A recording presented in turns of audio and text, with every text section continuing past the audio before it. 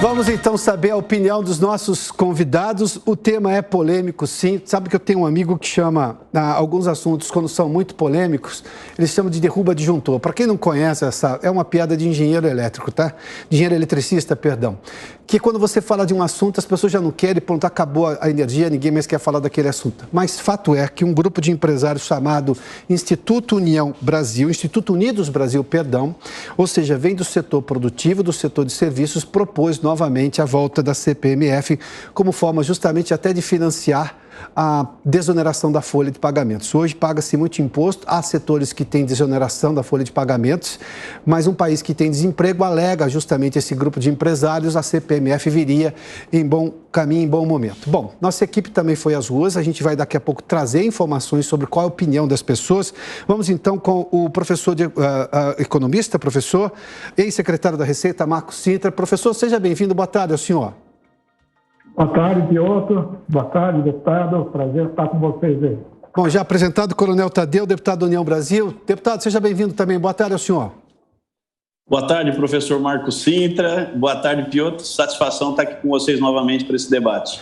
Professor, eu vou começar com o senhor, porque a defesa da CPMF não é uma coisa simples, mas o senhor não abre mão de fazê-lo e tem feito isso com muita frequência. Agora, de novo, esse debate voltou à tona. Por que o senhor acredita que as pessoas devem considerar a CPMF como uma forma de simplificação tributária? Eu sei que uma das suas alegações é muito importante, porque nós temos muita informalidade na economia, a CPMF pega toda a movimentação financeira e tem também essa questão aventada pelos empresários de como financiar, por exemplo, a desoneração da folha, o que poderia incentivar o emprego. Quais são suas posições, professor, no momento que este é um assunto, eu usei a expressão derruba disjuntor, mas é um assunto que quando se toca nele, normalmente, a gente viu esse próprio governo fazer menção a isso, o assunto não avançou. Por que o senhor está defendendo a CPF novamente, professor? Eu acho que esse debate ele é de fundamental importância, mas eu quero voltar atrás um pouco, só para recolocar a questão de forma mais ampla. Quando que surgiu esse tipo de tributação? A tributação sobre movimentação financeira, que foi chamada lá atrás de imposto do cheque.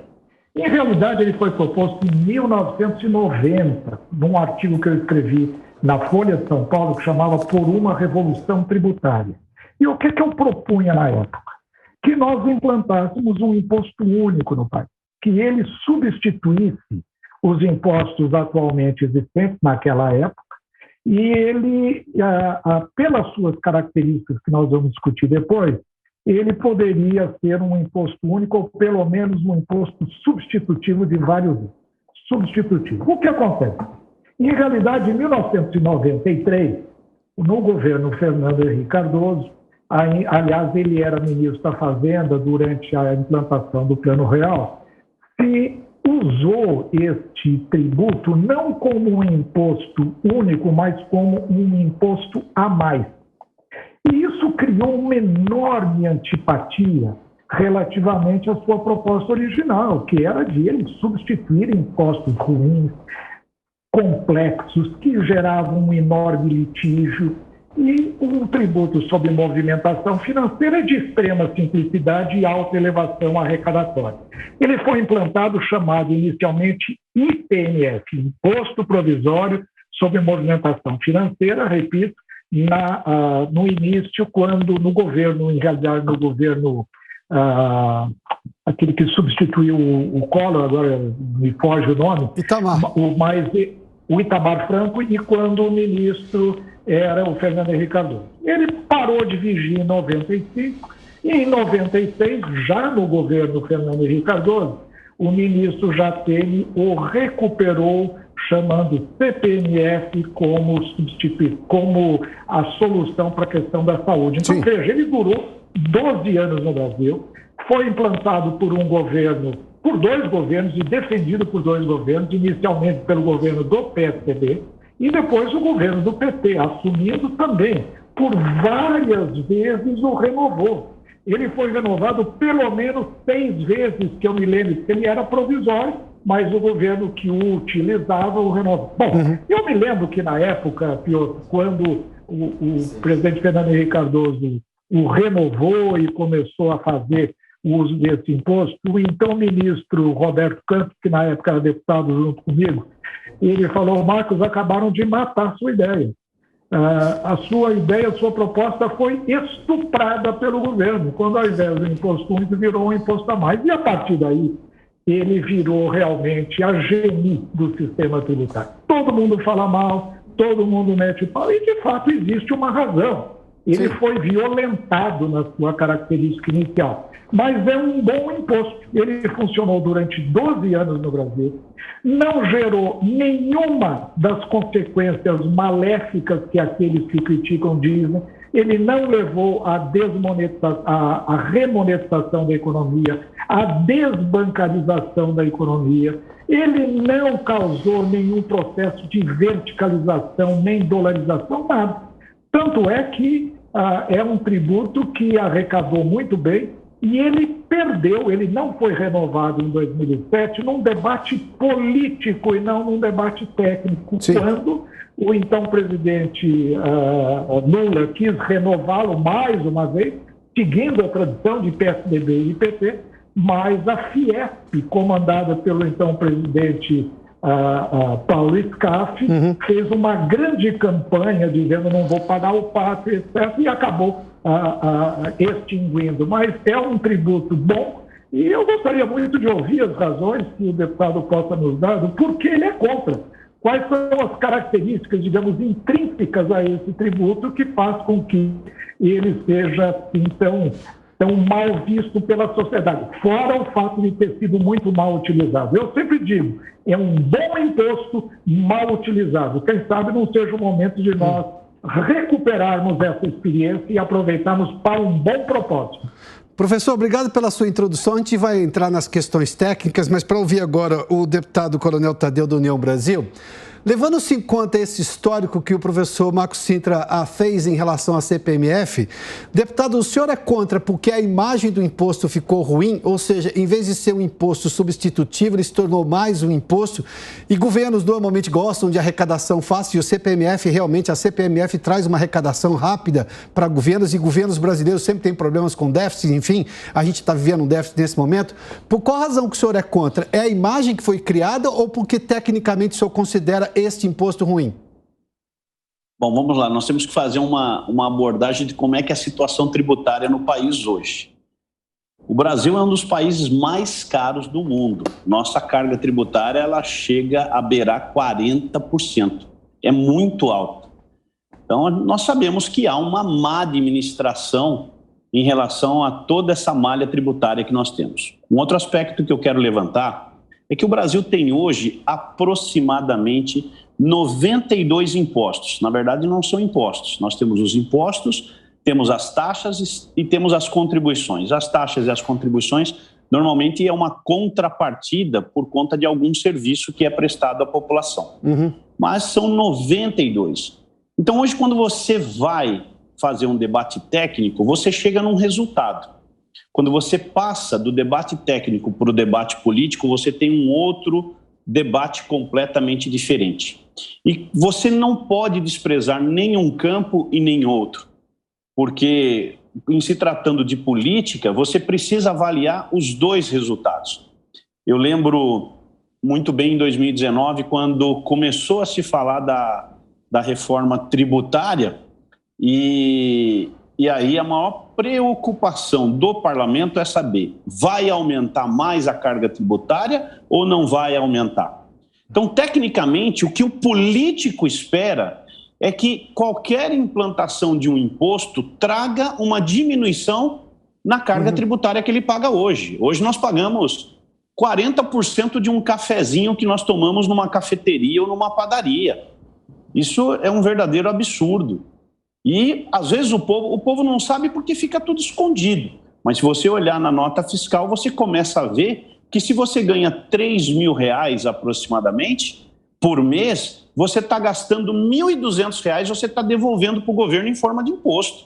Seja lá ele qual for. Seja nas suas compras no supermercado, na feira, na padaria, ou no cinema, ou em qualquer outro lugar, você não ganha R$3.000, você só ganha... 1.800, 1.200, está voltando para o governo de novo. Então, o povo sente isso no bolso quando você fala em imposto. Então, a primeira coisa, né, eu falo que o bom político, ele tem que ouvir a conversa, tem que ter o debate, tem que promover o debate. O bom negociante, ele escuta o negócio. Então, eu estou aqui escutando de diversas fontes, né, várias propostas de reforma tributária. E olha, eu sou insistente em dizer, nós precisamos fazer uma reforma tributária urgente. O Brasil hoje é um país muito caro para as empresas sobreviverem por conta do sistema tributário que nós temos. Ele é perverso demais para as empresas. Então, quando eu ouço falar, vem mais um imposto, a primeira pergunta que eu faço, da onde é que nós vamos diminuir? Vai tirar do IPI, vai tirar do imposto de importação, vai tirar do imposto de renda, vai tirar do ICMS, do ISS, do IPTU, do IPVA. Me diga de onde é que vai tirar, qual é o imposto que vai abaixar para eu poder substituir esse valor para o outro. Então, eu já vou transferir essa sua pergunta para o professor Marcos Sintra. Professor, onde é que eu começo a convencer as pessoas de que haverá uma substituição e talvez até uma redução de impostos? Porque, obviamente, hoje, quem não paga imposto, eu estou falando da economia informal, vai passar a pagar, o que traz, digamos, o que se chama de justiça tributária, que nós temos hoje uma série de injustiças tributárias. Essa é a razão pela qual a reforma tributária no Congresso demora tanto a avançar e não está avançando, não na velocidade que se espera. De onde pode sair isso que o deputado está perguntando em relação a não ter mais um imposto e ter um imposto que substitua, simplifique, mas também reduz essa carga tributária? Bem, eu acho que o diagnóstico feito pelo deputado Coronel Tadeu é perfeito. Nós temos uma carga tributária abusiva. O nosso sistema é uma loucura do ponto de vista de sua complexidade. O volume de contencioso que ele gera é gigantesco. Sim. Portanto, o que nós precisamos é colocar, em primeiro lugar, na linha, um tributo que, primeiro, simplifique. Segundo, que não seja um imposto a mais para aumentar a carga tributária. Eu acho que o deputado está absolutamente correto. Qualquer imposto que venha com o intuito de aumentar a carga é absurdamente equivocado, porque o Brasil é um país em desenvolvimento e já tem uma carga tributária de 34% do PIB. E mesmo assim nós temos um déficit nominal de outros 8%, ou seja, o governo já entra em mais de 40% do nosso PIB. Então, o que nós precisamos fazer? Primeiro, ter uma reforma administrativa, não tenho dúvida alguma, para reduzir o nível de gastos, mas, sobretudo, fazer com que o sistema tributário seja mais simples e, sobretudo, mais justo. E aí vem a questão que o deputado levanta e que eu acho extremamente pertinente. Primeiro, o imposto não pode elevar a carga tributária. O que está sendo proposto com a desoneração de folha é manter a carga tributária exatamente constante. Não haverá aumento. É um novo imposto que virá para substituir, para eliminar vários outros, gerando a mesma arrecadação de maneira muito mais simples e de maneira muito mais menos litigiosa e, consequentemente, fazendo com que quem paga muito imposto hoje paga menos. Veja, a CPMF tem uma grande característica, Piotti, deputado, que eu gostaria de chamar a atenção. O Brasil hoje, 30% do PIB, segundo as minhas estimativas, não são alcançados por nenhum imposto. Quais são esses 30% do PIB? Informalidade, o sonegador, aquele que pratica a elisão fiscal e agora, infelizmente, o crescimento do crime organizado, que está adquirindo um tamanho gigantesco. As milícias comandam comunidades inteiras de centenas de milhares de pessoas. Isso representa 30% do PIB. Se houver um tributo que faça com que esses 30% também comecem a pagar alguma coisa e, em contrapartida, reduza a carga tributária dos outros 70% que estão pagando demais, eu acho que um tributo como esse seria bem recebido. E é exatamente o que essa CPMF propõe. O que nós estamos propondo é exatamente a eliminação, primeiro, da contribuição patronal sobre folha de mais de 20% sobre salários, o que por si só já é um crime. Num país com 40 milhões de desempregados, economia informal, subempregados, nós estamos tributando o salário. Então, nós eliminamos os 20% sobre folha. Elimina-se também os 8 a 11% que o funcionário paga também para o financiamento da Seguridade Social. E se substitui tudo isso com o quê? Com um tributo que deve ter uma alíquota aí de aproximadamente 1,2% e que gera a mesma arrecadação. Então, o essencial é que o diagnóstico do deputado está perfeito e é importante que se veja esta proposta não como CPMF. A CPMF era um imposto a mais, a base tributária da CPMF era muito pequena, ela tinha algumas características que não estão mais presentes na economia digital. Eu fico até um pouco aborrecido quando dizem que é a volta da CPMF. Não é um tributo novo sobre pagamento.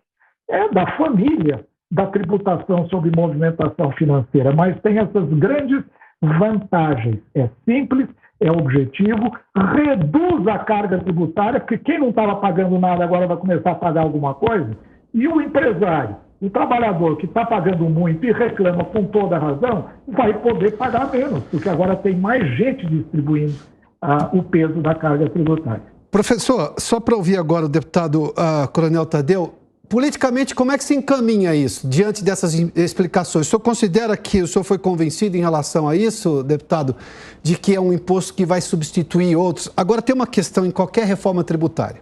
Alguém que hoje não paga, passa a pagar. Alguém que paga pouco, passa a pagar mais. E alguém que paga muito, passa a pagar menos. E o problema está em quem vai pagar imposto e não pagava, e quem, obviamente, paga, digamos, um valor menor e passa a pagar um valor maior.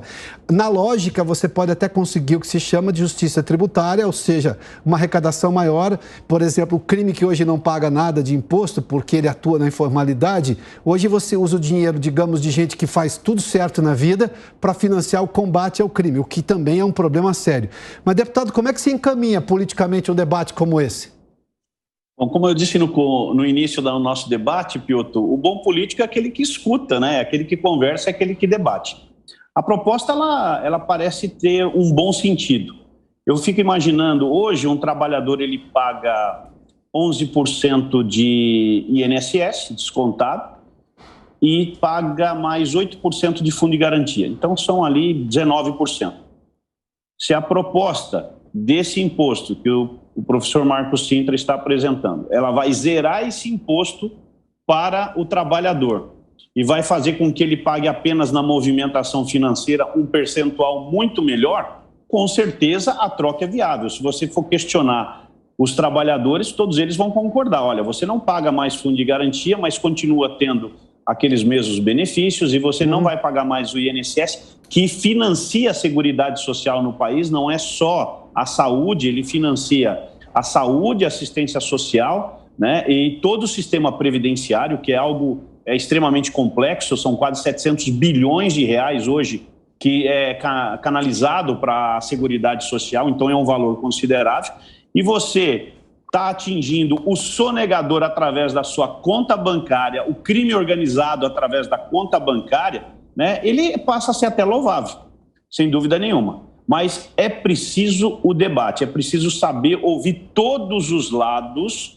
Essa proposta precisa entrar dentro da Casa Legislativa, da Câmara e do Senado, né? Precisa se debater para poder sentir o termômetro em vários segmentos. Nós temos serviços, nós temos a indústria, nós temos o comércio, né? Nós temos diversas atividades econômicas no país que precisam se pronunciar a respeito disso, né? Num primeiro momento, Piotr, eu considero até louvável. Nós tínhamos lá a PEC 45, tramitando na Câmara dos Deputados, que foi para a Comissão Especial da Reforma Tributária, que não andou, que ela, basicamente, ela unificava 5 impostos, né? E eu tive o convencimento de que aquilo era uma proposta boa. A junção de 5 impostos simplificava demais. Quando eu falo em simplificação, é algo extremamente delicado hoje. Eu conheço empresas que têm 300 funcionários, né? Ou seja, um gasto absurdo somente para cuidar da tributação da própria empresa.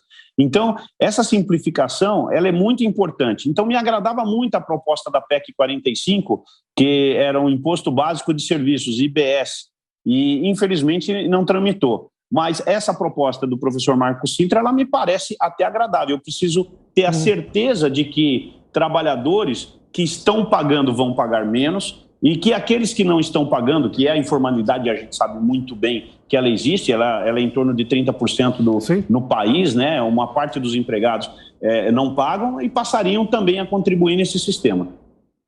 Bom, vamos lá, porque nossa equipe também foi às ruas para saber a opinião das pessoas e a gente vai poder sentir aí qual é a imagem que as pessoas guardaram da CPMF e o quanto, obviamente, elas já se informaram mais sobre o tema, visto que o debate voltou à tona. E aí, o que elas acham do tema? E aí?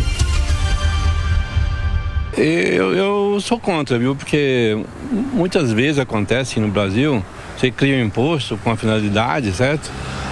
E o que arrecada desse imposto, a maior parte não vai para o fim criou, certo? Por exemplo, você vai arrecadar 100 milhões, aplica 50 na sua finalidade e o resto vai para outros problemas, certo? Isso que acontece, entendeu? Eu sou contra. Vai beneficiar só o patrão e o empregado, nada. O empregado vai, é ele que vai pagar o imposto, não é isso? Eu sou contra essa isenção aos patrão, porque quem vai pagar a conta vai ser o trabalhador e o prejuízo vai sair do trabalhador e do governo federal. Então é um dinheiro que quem só vai ser beneficiado vai ser o patrão. Então eu sou contra essa medida para desenterrar uma CPMF com outro nome. Bom, como vimos, a opinião das pessoas nas ruas tem justamente uma lógica. Aliás, a gente viu ali da questão da finalidade, a lembrança do imposto da saúde, que foi defendido na televisão pelo então ministro da Saúde, Adib Jatene. Eu tive a oportunidade de conversar com o doutor Jatene, que já não está mais entre nós, e ele voltava a fazer a defesa daquilo, apesar, obviamente, de reclamar de que boa parte daquele recurso que foi prometido para a saúde não ter chegado à saúde. Mas a proposta da CPMF agora é a de substituição de impostos, como o doutor Marcos Sintra estava fazendo menção aqui. Vamos só pegar um dado que me chama a atenção, que é o impostômetro da Associação Comercial de São Paulo. Fica no centro da cidade. E para você ter uma ideia, até hoje, até este momento, foram 915 bilhões, 390 milhões, e aí o número não para de mudar, né? Mas 915 bilhões, 391 milhões de reais arrecadados com a carga tributária brasileira. Até esse momento, este impostômetro é exatamente o que tem nesse momento de arrecadação. Professor Marcos Sintra, vou voltar ao senhor agora, porque a gente ouviu as pessoas e é impressionante como que o desvirtuamento daquele IPMF e depois também da CPMF ainda paira no imaginário das pessoas. Daí eu imagino que qualquer discussão sobre CPMF precisa, obviamente, abarcar isso, explicar que é um outro imposto de uma outra forma e tem essa lógica substitutiva. O senhor acha que é possível fazer isso, levando-se em conta, é a razão, inclusive, desse debate aqui, de explicar realmente o que são as coisas nesse momento. O senhor acha que é possível, digamos, tirar boa parte dessa imagem negativa que a CPMF criou nas pessoas e elas vão ter, digamos, porque eu imagino, me permita, professor, se eu contar para alguém que hoje 30% da economia não arrecada imposto, mas tem serviços públicos que são pagos de quem arrecada imposto, isso já muda, por exemplo, a percepção dela. Foi a história da reforma da Previdência, quando se mostrou quanto que o setor privado recebe e quanto que o funcionário público recebia. Isso foi um incremento na opinião pública que fez, inclusive, que a opinião pública ficasse favorável à reforma da Previdência, coisa que nunca foi. E a gente viu o governo aprovar no primeiro ano de governo, o senhor estava no governo ainda, a reforma da Previdência. O senhor acha que a CPMF pode passar por um processo semelhante? Olha, eu não tenho dúvida. E o exemplo que nós estamos tendo aqui, hoje, ao vivo, com a presença do deputado Coronel Tadeu, mostra que isso é fundamental, haver debate, discussão. E eu fico feliz em ver que o deputado, ele não é aquele que simplesmente joga a pedra e diz, olha, esse é um imposto ruim, etc. Como esses entrevistados fizeram, totalmente desinformados, achando que é um imposto a mais, que o encargo vai cair sobre o trabalhador, o que não é verdade, ele também será desonerado. Então, eu acho que o que nós precisamos é ter um debate sobre reforma tributária, e aqui eu queria fazer uma brevíssima digressão. Por que nós, há 30 anos, não conseguimos fazer reforma tributária? Sim. O procedimento está errado. Os projetos são apresentados por patronos. Alguns têm interesse em determinados projetos, como, por exemplo, a CNI, patrocina a PEC 45, apresenta, outros grupos apresentam outros projetos que não atendem à sociedade como um todo, atendem os seus interesses específicos. Nada errado nisso, é legítimo. Agora, desse jeito, a reforma tributária não anda. Por quê? Na medida em que um projeto como a PEC 45 desloca intensamente a carga tributária, aliviando a indústria e sobrecarregando o setor de serviços, eles reagem. E aí o que acontece? Não há reforma tributária. Nós temos dissensos ao invés de consensos. Então, o apelo que eu faço é o seguinte, que o projeto de reforma tributária tem que nascer a partir de um grande pacto, onde todos ouçam os argumentos contrários dos outros, e a partir daí possamos construir um projeto de reforma. Eu tenho aqui em mãos, Piotr, em 1992, no governo Collor, logo depois, 4 anos depois da Constituinte, tinha um dispositivo no dispositivo transitório da Constituição que dizia que 4 anos depois haveria uma revisão de alguns capítulos. E um dos capítulos a serem revistos era o tributário. O que é que o presidente Collor fez na época? Convocou uma comissão presidida pelo então professor Oswaldo Matos Filho, um grande professor, um grande jurista. Ele coordenou um trabalho que produziu este documento, são 2 volumes maravilhosos. Quer dizer, isso nós precisamos ter para começarmos a discutir um trabalho feito por especialistas independentes. Se cada um fica defendendo a sua reforma tributária, nós não vamos chegar em lugar nenhum. E eu queria finalmente dizer o seguinte, o Coronel Tadeu, por exemplo, que é uma pessoa que está disposta ao diálogo, no partido dele, na União, existe um projeto do deputado presidente do partido dele, Luciano Bivar, que introduz o Imposto Único Federal, que vai nessa linha de introduzir esse tributo, mas ele substitui outros 9 tributos, fazendo todo o financiamento previdenciário através do imposto sobre movimentação financeira. Acaba com o PIS, acaba com o COFINS, desonera a folha, mas mantém o imposto de renda. Esse Perfeito, professor. Imposto.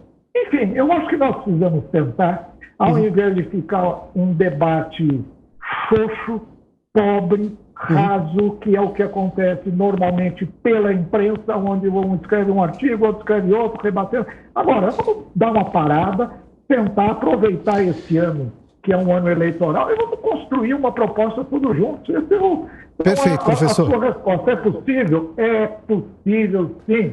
E nós temos aí uma pessoa que tenho certeza que vai nos ajudar a viabilizar esse sonho de construir um projeto. Deputado Coronel Tadeu, eu lamento, mas eu tenho mais um minuto. Por gentileza, dá para fazer avançar isso dentro do Congresso Nacional, essa discussão aberta e, obviamente, técnica sobre uma simplificação tributária via um imposto como a CPMF ou parecido com a lógica da CPMF?